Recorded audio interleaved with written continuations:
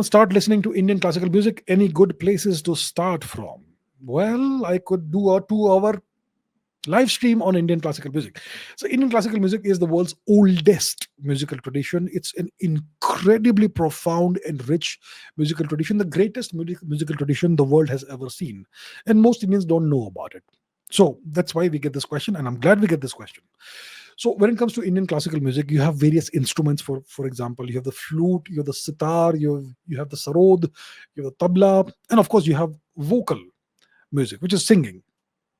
When it comes to sitar, so first of all, if you want to listen to Indian classical music, you should go to YouTube. I think YouTube has plenty of material for you to look at. Okay, so when it comes to sitar players, I would recommend, see, three of the greats. One is Pandit Ravi Shankar, the late Pandit Ravi Shankar. The other is the late Pandit Nikhil Banerjee. The third is the late Pandit Vilayat Khan. Three of the greats. I'm sure there are many more, but I'll not name all of them. So anything that these three have produced is bound to be great. Not just good, but great. When it comes to the flute, you have two of the greats, Pannalal Ghosh and Hari Prasad Chaurasia. Their music is beautiful. When it comes to the sarod, which is a fretless string instrument, you have two of the greats in Ustad Amjad Ali Khan and Ustad Ali Akbar Khan. Beautiful music there. Then you have instruments like the Shehnai. Ustad Bismillah Khan was one of the greats of the Shehnai. Then you have the santoor, which is a string instrument that you hammer it with these little hammers. Santoor. Shiv Kumar Sharma is one of the greats, and the great Pandit Bhajan Sopori. My God, what a great santoor player he was, but very obscure. No one knows about him. Pandit Bhajan Sopori. Amazing, amazing, beautiful music. When it comes to vocal classical music, which is singing, you have the great M.S. Subbulakshmi. Carnatic music. So in Indian classical music, you have two categories, which is Northern Indian classical music and the Carnatic music, which is Southern Indian music. They have the same ragas and all with different names.